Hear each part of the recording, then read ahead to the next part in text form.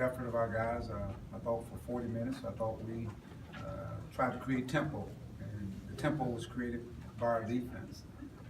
Even when we were down 13 early on, just thought we just had to get, kind of like you have a nightmare, you're trying to get the sluggishness out of it. But thank goodness for our bench. I thought our guys coming off, Desi, Keyshawn Embry, Gabe came off the bench, Reggie Chaney came off the bench. I thought those guys really kind of changed the tempo defensively, just really getting after it, getting in lanes, and getting steals, getting to the basket, getting into our defense. To me, I thought that was critical, getting back in the game. Of course, Missouri came out, and I thought some of the nervous turnovers we had, we saw those, and that's why they were able to score. And of course, they're not going to let Dan do anything. They're just playing off of those guys the guys that are playing that power position. And so we were able to put some guards out there and kind of spread the floor. I thought that was a little different. It gave us a little bit better flow. Second half, we shot the ball a little bit better. Got really into a nice rhythm. And what can I say, going down the stretch. We talk about a game of runs. You don't know when it's going to come, but it came right there. I think with 4:27 to go. It's a one-point game, and our defense kicked in, our offense kicked in, and you could just see our guys were really they were engaged and played with that intensity that I've been looking for. So again, Missouri, Smith, he kept them in it. He kept making shots after shots. But our guys, I got to give them credit. They had some adversity, but they hung in there, and it was a good team win.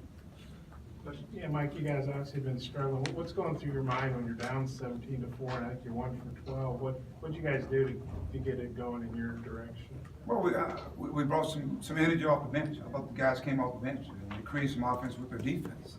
We were able to score, get some easy opportunities, some layups, and before you know it, kind of broke the ice. It was kind of chilly, I guess, out there on the floor. But eventually we broke the ice with our defense, and then I thought we got into a much better rhythm. And we actually started force feeding the ball in the other day, and you saw him go up and score some baskets with 2 or 3 people around. And it tells you what kind of player Dan is. I mean, he gets a double-double when they were really just throwing people at him.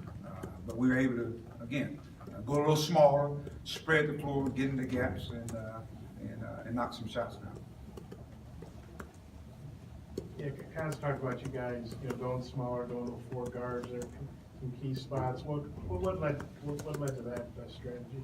Well, they were backing off guys. They were just packing it all in on Dan. And so, in order to do that, you got to open up the floor. The space of the floor, you got to bring out guys that hopefully can knock shots down, or even the threat of knocking shots down. And I thought we were able to do that.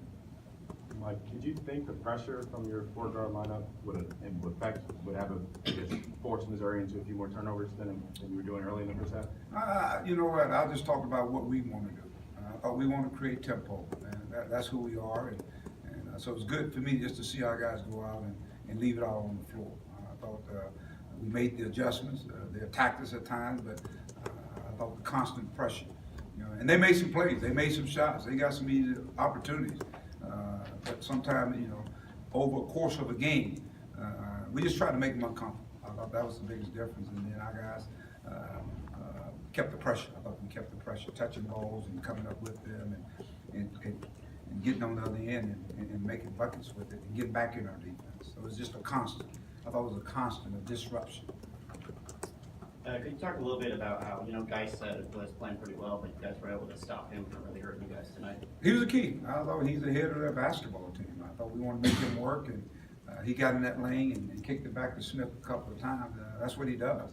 We wanted to make sure we stay with those guys who can really shoot the basketball. And I thought our guys did a good job. Again, it was more than one guy guarding. I think that was the biggest difference. Isaiah is such a nice, polite, quiet kid. Yeah, Can yeah. you talk about, though, how he just has a killer instinct late in the game at times? I think he's starting I think I said it, here probably about the last 3 games. Now he started playing with that spirit. To me, that Razorback spirit, the spirit that you talked about, with the mindset of being aggressive, being more assertive. We're seeing him go off the dribble a lot more now, and not just settling.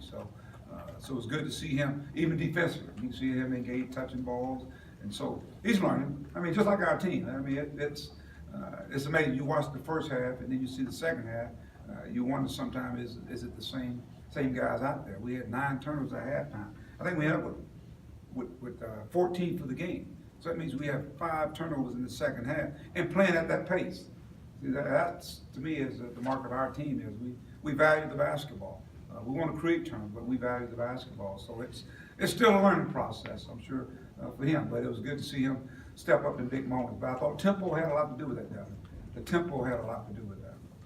How big a surprise to get Tillman to foul out and Gafford not even getting charged with a foul? I thought Dan played smart. I thought he did a good job on the ball screen, getting up there and getting back, and just real active. And Dan played a lot of minutes. He was spitting out there at times. So that's kudos to him. But at the same time, one of the things we talked about is putting bodies on people. And I'm sure he got a couple pushing. Then I think he got a couple where he come up and screen. So we wanted to attack. We wanted to attack inside. Mike, it's been over 3 weeks since you won. I mean, how good is it to win? How good is it for the kids to win? That's good. That's good for the psyche. I think it is. I think it's good. I think our guys know they're a good basketball team. We've come up short. We hadn't put together the 40 minutes that we talked about. And but I thought we were closer tonight. But it was triggered because of our defense. I can't say it enough. I thought our defense, the push of the basketball, whether it be on makes, miss, I mean, we did those things. And even when we made mistakes, you know what? We just played through it. I thought they had fun tonight. And Jalen, that's probably his best game maybe since A&M. No turnovers, 6 assists, 10. What do you think of his game? You know, about more than anything else, I thought he was in control out there. I thought he was in control. And that's what's got to take place. You got to have some head out there. You know, when it's going erratic, you got to have somebody to settle down on offense and defense. And I thought he grew up a little bit tonight. Yeah, Mike, what is it about Reggie playing so well coming off the bench as opposed to the couple times you put him in the lineups? Is he just more comfortable, I guess, in that role? I guess he's a freshman. He's figuring it out. You know, I think I'm finally figuring it out. You know, Reggie played really big. I mean, he continues to get better and better and better. The great pass to Dan. I mean, he had to be a perfect pass, and that was a big play. The high-low where I think we went up 1 or something like that there. That was a big play. And then he comes up. You know, he deflects passes, and we come up with him. That's big. He can switch on the guard and guard to guard. So his impact on this team is very, very important. And so we want to put him in a position where, you know, he helps us. Our bench outscores their bench 19-15, and said again, the biggest component of this team is going to continue to be our bench, night in and night out. Somebody got to step up. Desi comes out. I thought Desi played well. He had, you know, a couple of charges, but I thought for the most part, he's learning, coming out and bringing energy. His defense. As a matter of fact, I think he once scored the second field goal of the game. That really kind of got us going. Keyshawn, he comes in, he hits a shot that gets us up in the first half. I mean, it was a banker. I don't know if he called bank, but you know what? It all counts. I'll tell you what, a bigger play in the game was right there at halftime where Daniel gets it and scoops it up. That was a big play. I thought it was a momentum play going into halftime, knowing that we hadn't played as good as we're capable of playing. And but somehow our guys were fighting, scratching, and clawing. Couple more, Coach? I was gonna ask you about that shot, but I'm good. I beat you to it, Bob. You I'm good, Bob. anticipated. I'm good, You Bob. anticipated. I know it. Everybody wants to go home and get some sleep, Bob. That's All right, thank you, guys. Have a good night.